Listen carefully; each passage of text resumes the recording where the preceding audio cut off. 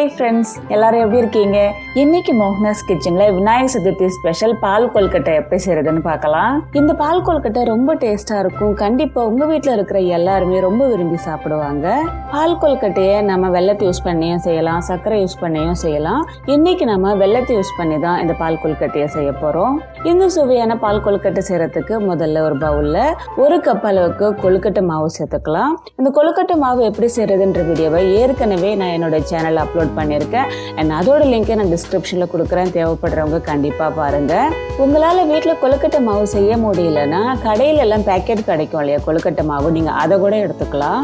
இது கூடவே 2 table spoon துருவன தேங்காய், 1 சிட்டிகை உப்பு, 1/2 டீஸ்பூன் நெய் சேர்த்துட்டு தண்ணி சேர்க்கறதுக்கு முன்னாடி இது ஒரு தடவை கலந்துக்கலாம்.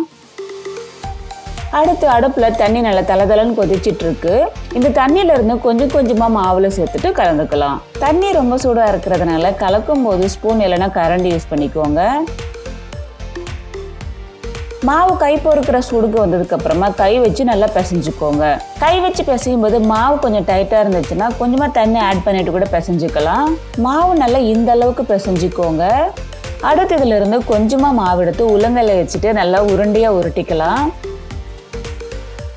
இந்த மாதிரி நல்லா ரவுண்ட் ஷேப்ல உருட்டிக்கோங்க. பாருங்க, நான் எல்லா மாவுமே இந்த மாதிரி உருண்டைகளா உருட்டிட்டேன். அடுத்து பாத்தீங்கன்னா அடுப்புல ஒரு கடாய் வச்சிருக்கேன். இதுல 1 கப் அளவுக்கு வெல்லம் சேர்த்துக்கலாம். நாம எடுத்த 1 கப் கொழுக்கட்டை மாவுக்கு 1 கப் வெல்லம் கரெக்டா இருக்கும். நீங்க இனிப்பு அதிகமா சாப்பிட மாட்டீங்கன்னா 3/4 கப் அளவுக்கு வெல்லம் சேர்த்துக்கோங்க. இதுல நம்ம வெல்லம் சேர்த்த அதே கப்ல 1 கப் அளவுக்கு தண்ணி சேர்த்துக்கலாம். வெல்லம் நல்லா கரைஞ்சா போதும், பாகு எதுவும் வர வேண்டியது இல்ல. பாருங்க, வெல்லம் நல்லா கரைஞ்சிடுச்சு. இதுல மண்ணு தூசி ஏதாவது இருக்கும் இல்லையா, அதனால ஃபில்டர் பண்ணிக்கலாம். நாம வெல்லத்தை கரைச்சி அதே கடாயை நான் உள்ள வாஷ் பண்ணிட்டு வச்சிருக்கேன்.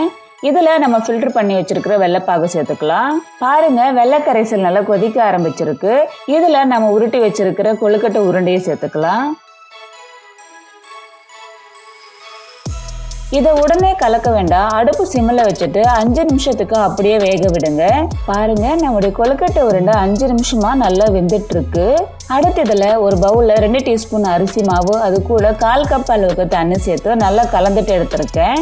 இதை சேர்த்துக்கலாம். இது நம்ம பால் கொழுக்கட்டைக்கு நல்ல திக்னஸ் கொடுக்கும்.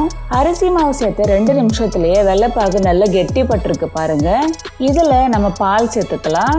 நான் 1 டம்ளர் அளவுக்கு திக்கான பாலை நல்லா காய்ச்சிட்டு அது சில்லுன்னு ஆற வச்சு எடுத்திருக்கேன். நம்ம பாலை வெள்ளைப்பாகுல சேர்க்கறதுனால சூடா சேர்த்தோம்னா திரிஞ்சிடும். அதனால காய்ச்சின பாலை நல்லா ஆற வச்சுட்டு சேர்த்துக்கலாம். பால் சேர்த்துட்டு இது கொதிக்க ஆரம்பிச்சதுக்கு அப்புறமா வாசனைக்காக 1/2 டீஸ்பூன் ஏலக்காய் தூள், 1 டீஸ்பூன் நெய் சேர்த்துக்கலாம். நெய் ஆப்ஷனல் தான், வேண்டான்றவங்க அவாய்ட் பண்ணிக்கோங்க. ஆனால் நெய் சேர்த்தோன்னா கொழுக்கட்டை நல்ல வாசனையாக இருக்கும். நெய் சேர்த்துட்டு ஒரு தடவை கலந்ததுக்கு அப்புறமா நம்ம ஸ்டவ் ஆஃப் பண்ணிடலாம். அவ்வளோதாங்க, ரொம்ப டேஸ்டியான விநாயகர் சதுர்த்தி ஸ்பெஷல் பால் கொழுக்கட்டை ரெடி ஆகிடுச்சு. அடுத்து நம்ம சர்வ் பண்ண வேண்டியது தான். இந்த சுவையான பால் கொழுக்கட்டையை நீங்கள் வீட்டில் செஞ்சு பார்த்துட்டு எப்படி இருந்துச்சுன்னு மறக்காமல் கமெண்ட்டில் சொல்லுங்கள். இந்த மாதிரி நிறைய கொழுக்கட்டை ரெசிபிஸை பார்க்க நம்முடைய சேனலை இது வரைக்கும் சப்ஸ்கிரைப் பண்ணாதவங்க சப்ஸ்கிரைப் பண்ணுங்க. இந்த ரெசிபி உங்களுக்கு ரொம்ப பிடிச்சிருந்துச்சுன்னா உங்களுடைய ஃப்ரெண்ட்ஸுக்கும் ஷேர் பண்ணுங்க. அது கூடவே இந்த வீடியோவை லைக் பண்ணி சப்போர்ட் பண்ணுங்க. மீண்டும் அடுத்த வீடியோவில் சந்திக்கிறேன். பாய்.